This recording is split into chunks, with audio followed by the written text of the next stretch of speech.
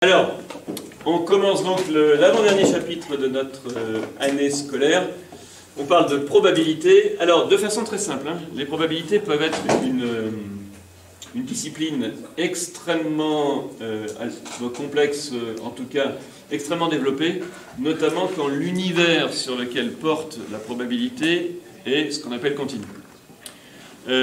Ce dont on a parlé dans le cours précédent, à savoir les ensembles finis, les ensembles dénombrables et les ensembles qui ont la puissance du continu, forment trois types de probabilités extrêmement différents.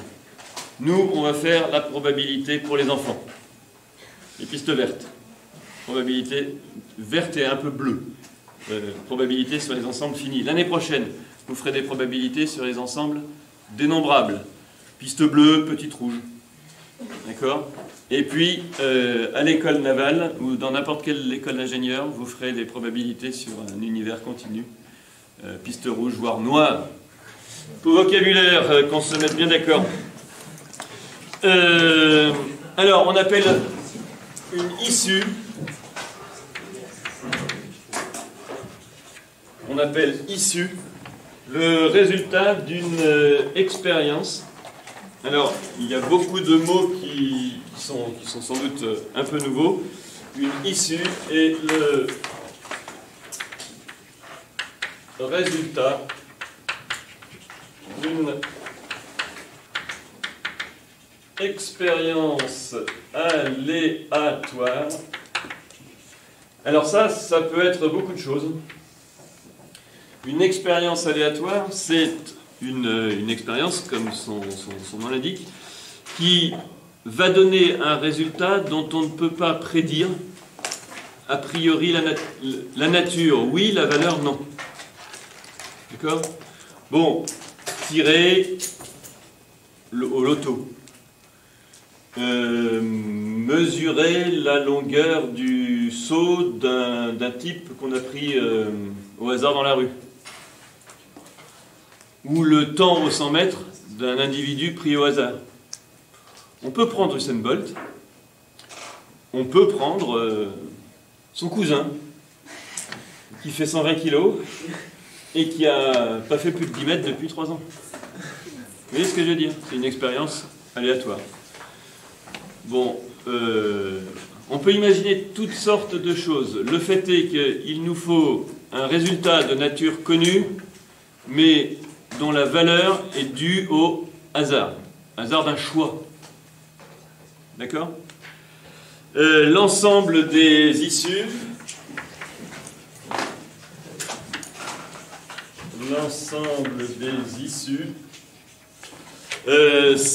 donc c'est-à-dire des résultats possibles de l'expérience aléatoire, autrement dit des résultats possibles de l'expérience aléatoire.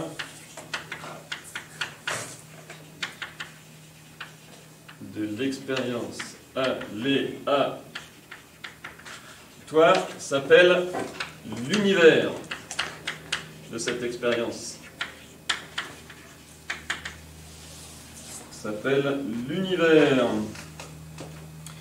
De cette expérience.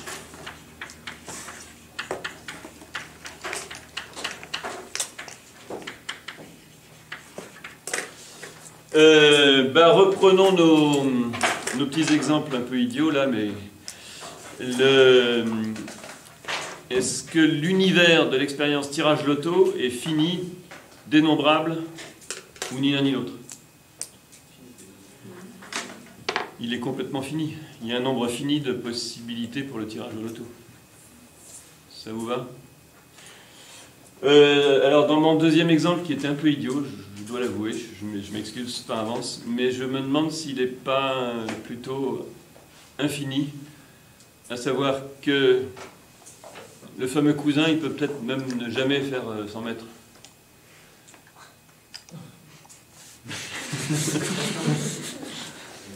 La valeur, vous voyez, la valeur mise, peut peut-être atteindre l'infini, je sais pas. À voir.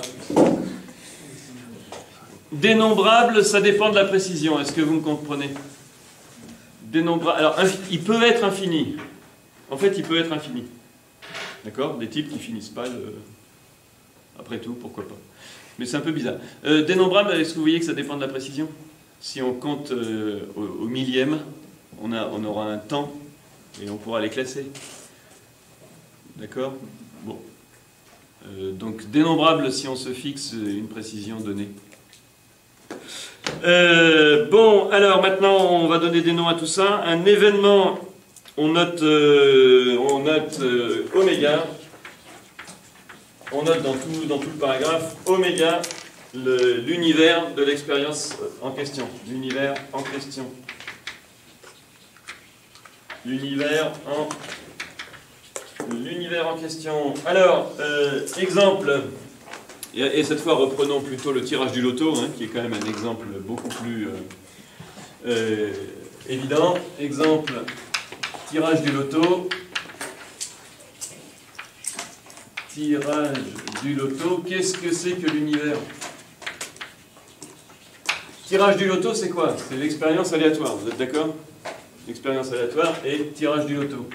Quel est l'univers associé à cette expérience aléatoire? Autrement dit, quel est l'ensemble des issues? L'univers est l'ensemble des...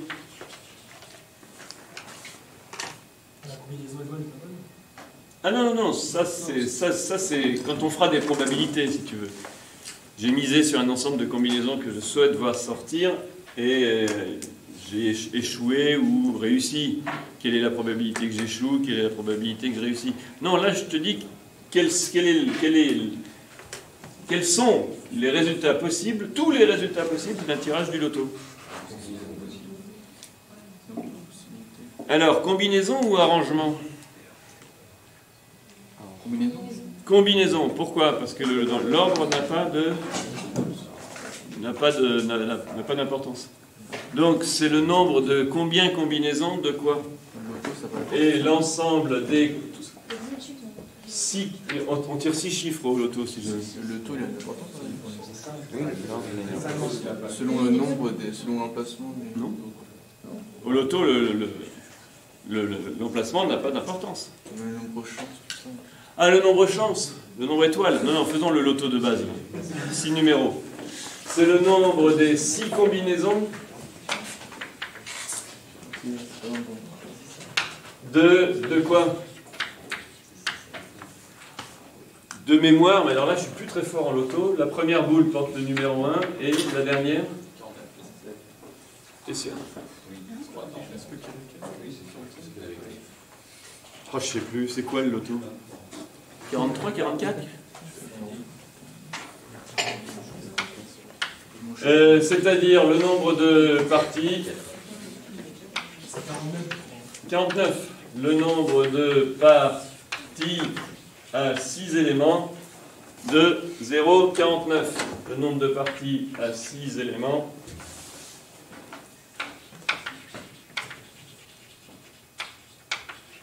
de 1,49. Remarquez que dans ces cas-là, oméga, il a un nom, c'est qui, avec ce qu'on a fait avant. Ça porte un nom, hein. Grand P pour partie, là on met 6 éléments, et là on met 1,49. Et vous voyez qu'il est fini, puisque on peut lui donner son cardinal, et le cardinal c'est... Combien il y a de façons de choisir 6 boules parmi 49? C'est 6 parmi 49.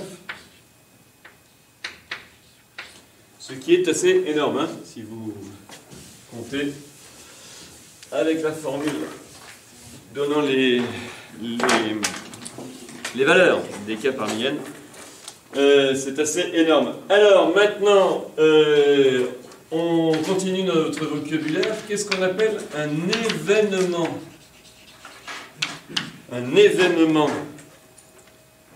Un événement. L'expérience aléatoire étant fixée, l'univers étant connu, ce qu'on appelle un événement, c'est une partie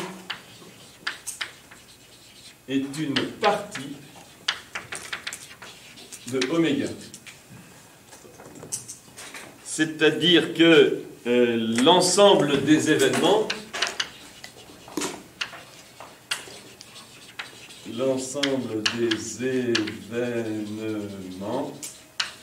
est l'ensemble de toutes les parties de oméga. Alors, soit A, on va prendre, je pense qu'il nous en faut au moins deux, soit A et B des événements, soit A et B des événements associés à notre expérience aléatoire. Hein. Des événements associés à notre expérience aléatoire. Expérience aléatoire. Donc A est inclus dans oméga. B est inclus dans oméga. Ou alors vous pouvez écrire A appartient à grand P de oméga. Idem, vous pouvez écrire B appartient à grand P de oméga. Qu'est-ce que ça peut être qu'un événement en termes de loto? Beaucoup de choses, hein? Je sais pas. Exemple, l'événement, les 6 numéros sont distincts. Les 6 numéros aucun des 6 numéros n'est contigu avec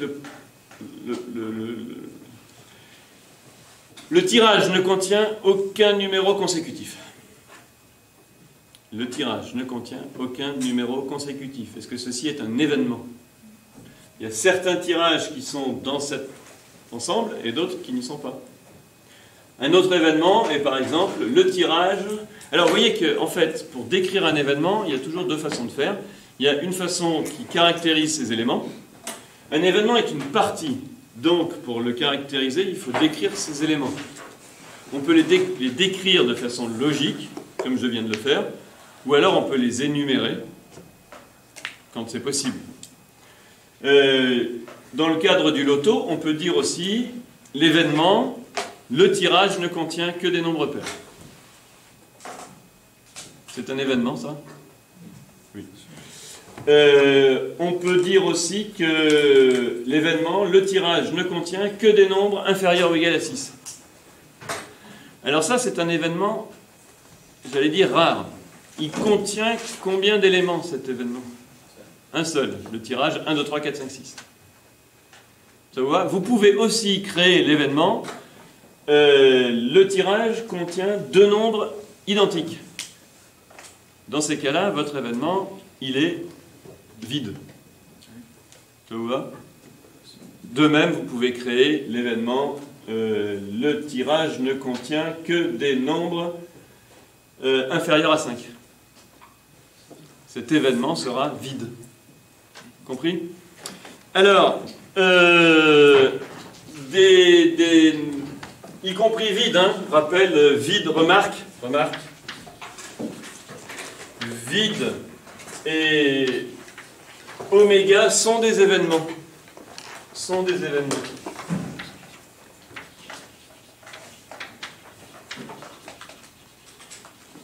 Alors, je vous ai donné des exemples d'événements vides pour le loto. Je sais pas, l'exemple en description logique de oméga, c'est l'événement, tous les nombres de tirages sont inférieurs à 50. Voilà. L'événement, tous les nombres du tirage sont inférieurs à 50, et l'événement total, c'est l'univers entier. Clair ou pas? Allez, le vocabulaire qui va avec en termes d'événements. Alors, c'est juste pour faire un parallèle entre un vocabulaire qui est très ensembliste et un vocabulaire qui est probabiliste. On appelle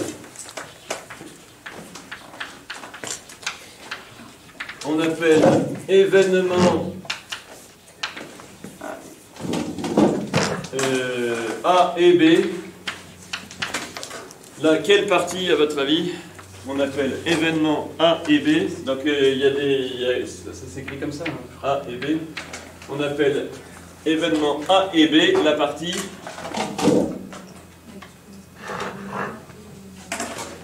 la partie A et B. Alors attention, hein, ça c'est vraiment du vocabulaire. Hein. L'événement A et B. A et B sont des parties. Qu'est-ce qu'on appelle l'événement A et B? Mais non, pas inter B. Union B.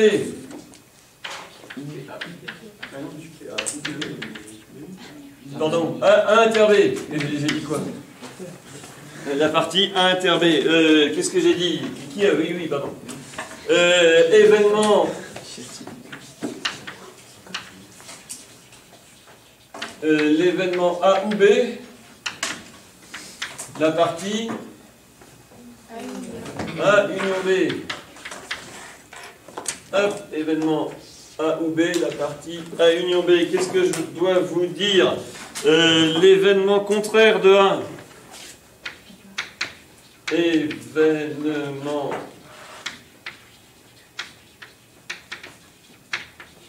contraire de A, la partie... Alors, la partie quoi? A bar, il y a toujours une ambiguïté avec A bar. On préférera oméga privé de A. Bon, je le mets quand même sous la forme A bar. C'est si quoi? S'il n'y a qu'un seul univers. Donc, événement contraire de A, c'est oméga privé de A égale A bar. L'événement certain ou l'événement total. Bon, alors ça, c'est l'événement certain. La partie. À chaque fois, on appelle point. Hein. Événement machin, événement machin, événement machin, événement certain. La partie oméga. Alors, et événement impossible. Qu'est-ce qu'on appelle un événement impossible? Tout ce qui correspond à la partie vide. Par exemple, les événements que je vous ai cités, là, un peu bizarres avec le loto, là, c'était des événements impossibles. D'accord? Et l'événement, tous les nombres sont inférieurs à 5, strictement inférieurs à 50, et c'est un événement certain. Vous êtes d'accord? Alors après, il y a un dernier truc qu'il faut savoir, c'est un événement élémentaire. Événement élémentaire. Alors attention, parce que ça, dès l'année prochaine, il y aura des problèmes avec les histoires d'événements impossibles ou certains. Hein. Bon, vous verrez ça. Vous verrez ça l'année prochaine. Qu'est-ce que c'est qu'un événement élémentaire, à votre avis? Quel type de partie? Un singleton. Un singleton, une partie qui est un singleton. Un singleton de grand oméga. Bon, voilà pour le vocabulaire. On peut, à partir de là, définir ce qu'on appelle une probabilité sur un univers, donc. Et c'est mon point numéro 2. Probabilité, et vous voyez que je ne mets pas de S à probabilité, sur un... Ah! Non, j'ai pas fini mon... Excusez-moi. Bon, j'ai pas fini. J'ai oublié de vous donner quelques vocabulaires encore. On dit que A et B sont... On dit que A et B sont des événements incompatibles. Incompatibles. Si et seulement si, quoi? Événement incompatible. Si et seulement si. Inter B égale vide. Autrement dit, si en termes de parties, ils sont disjoints. Et là, je vais peut-être reprendre mon discours concernant une partition. Soit AI 1 plus petit que i plus petit que n, une famille de n éléments de une famille de n événements. Autrement dit, est-ce que vous comprenez que c'est une famille de n parties de oméga? N parties de oméga? N parties de oméga. Alors, le terme ensembliste, on l'a vu au moment du cours sur le dénombrement, le terme ensembliste, c'est partition. Alors, le terme probabiliste, c'est système complet d'événements. On dit que cette partie, on dit que cette famille, pardon, on dit que cette famille est un, alors ça s'appelle un système complet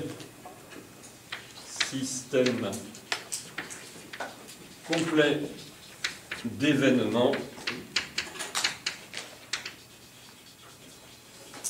Système complet d'événements, si et seulement si,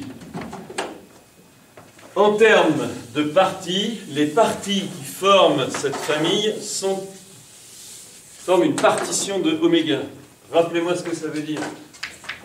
Autrement dit, si et seulement si, je vous l'écris là, i, de façon ensembliste, 1 plus petit que i plus petit que n, est une partition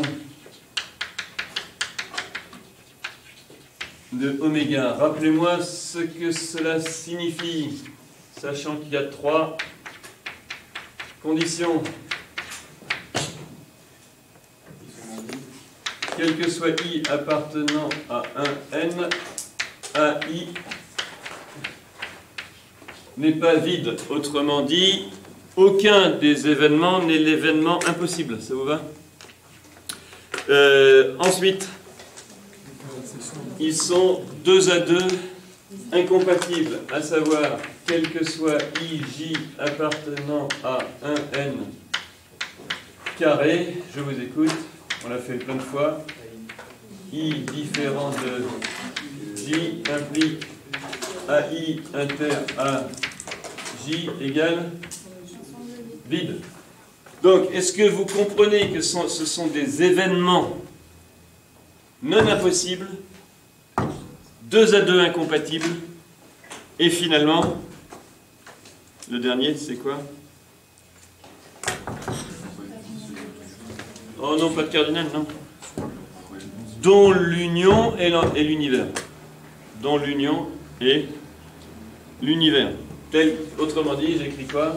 Union pour 1 plus petit que i plus petit que n d ai égale oméga. Bon. Alors, le système complet d'événements jouera un rôle assez important dans pas mal de formules, vous allez voir. Hein. Alors, le point numéro 2 que je voulais écrire tout à l'heure, je l'écris maintenant. De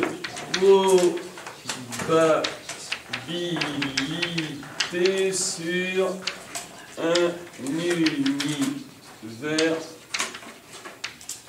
fini. Donc, soit oméga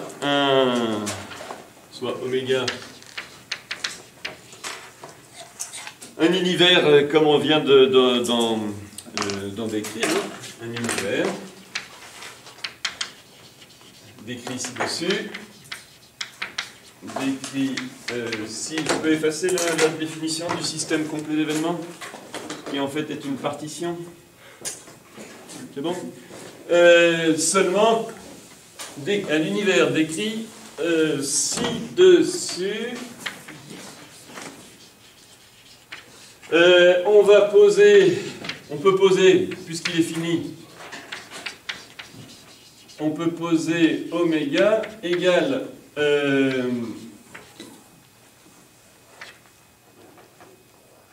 oméga 1, oméga 2, jusqu'à petit oméga n, où chacun des petits oméga est une issue, où les oméga i appartient à un n, sont les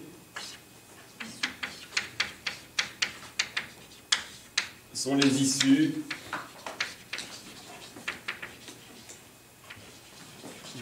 de l'expérience aléatoire.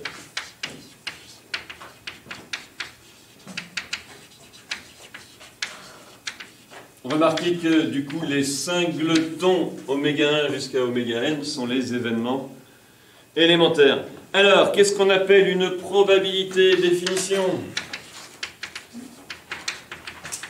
Définition. Et en fait, c'est pas la probabilité, c'est une probabilité sur oméga, ou loi de probabilité, une probabilité sur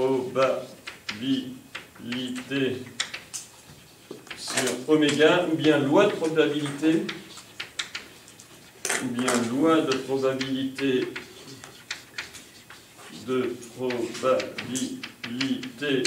sur oméga, et c'est pour ça que je vous ai posé en préambule la question: qu'est-ce que c'est que pour vous une probabilité? Ce n'est pas un nombre, c'est une application. Est une application. Ce que vous appeliez probabilité, c'est souvent la valeur d'une probabilité. C'est une application de l'ensemble de tous les événements. C'est quoi l'ensemble de tous les événements dans 0,1? C'est comme ça qu'on dit, hein, l'ensemble de tous les événements dans 0,1. Donc, de quoi, dans quoi, tel que... Oui, l'ensemble des événements, c'est P de oméga. D'accord? L'ensemble de toutes les parties de oméga. À valeur, dans quoi? Ah non, la valeur d'une probabilité, vous le savez très bien, c'est entre 0 et 1. Autrement dit, une application de P, donc on va l'appeler P de point, hein, qui va de P de oméga à valeur dans 0, 1. Ici, est-ce que vous comprenez qu'au départ, vous avez quelque chose comme A, une partie, ou grand X? Ici, c'est une partie, grand X, c'est un événement. Et ici, son image par P, c'est un réel qui est entre 0 et 1. Alors, toutes les applications de ce type ne sont pas des probabilités. Pour que ça en soit une, il faut qu'elle ait deux propriétés qui font en sorte que c'est une probabilité. Telles que 1 et 2. Alors 1 est facile à comprendre.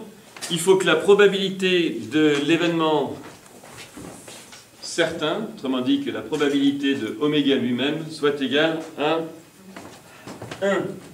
Donc la première condition qu'on fixe pour qu'une probabilité en soit une, c'est que P de oméga soit 1. La deuxième condition que l'on fixe, c'est que la probabilité de A et B, si A et B sont incompatibles, c'est probabilité de A plus probabilité de B. Essayez de m'écrire ça en symbole mathématique, et je répète la phrase probabiliste. On impose comme condition que la probabilité de l'univers total est 1, et deuxièmement, que la probabilité de l'événement A et B incompatibles soit probabilité de A plus probabilité de B. J'ai dit quoi? Ah, pardon. Comme tout à l'heure, je me suis encore trompé avec le A. Je répète. La deuxième condition est que la probabilité de l'événement A ou B, s'ils sont incompatibles, soit probabilité de A plus probabilité de B. Écrivez-moi ça avec les symboles que l'on a mis en place. Quel que soit couple AB appartenant à quoi? Grand P de oméga le tout au carré, virgule. Être incompatible en termes d'événements, c'est inter B égale vide, implique P de A union B égale P de A plus P de B. Tancred, est-ce que la caméra filme? Oui. C'est bon? Alors, c'est la définition.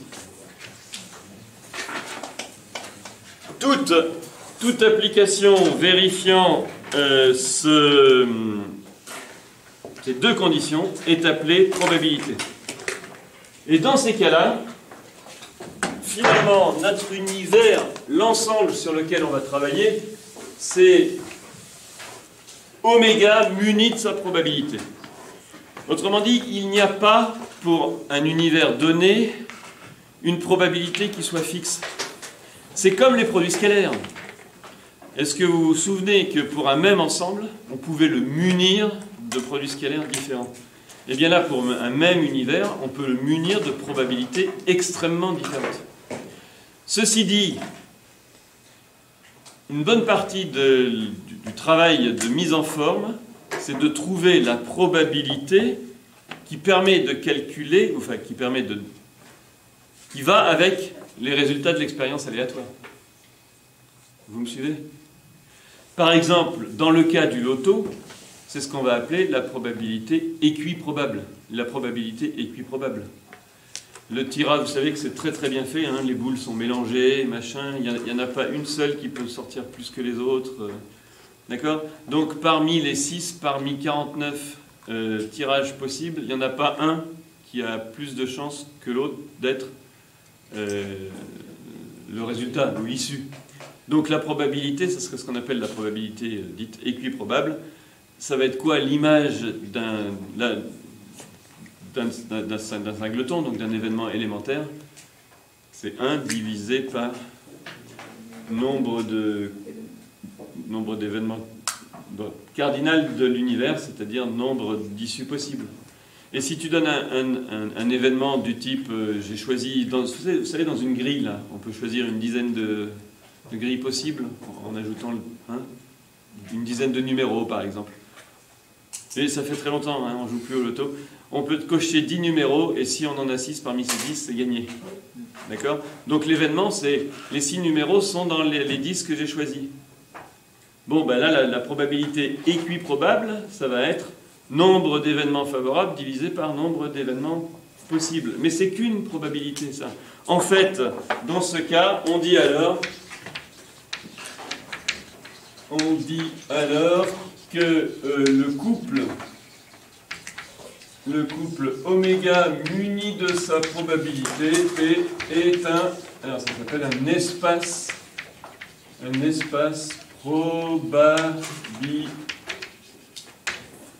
probabilisé. Et en fait, faire des probabilités, c'est travailler dans un espace probabilisé, c'est-à-dire déterminer l'univers et la loi de probabilité. Alors, ça va souvent avec l'étude de l'expérience aléatoire. On ne choisit pas arbitrairement la probabilité. On choisit une probabilité pour que la mesure qu'elle donne, appliquée à chaque événement, donne une idée précise de ses chances de réalisation. Ça va? Eh bien, on va arrêter là parce que c'était juste une petite introduction. On recommencera demain matin.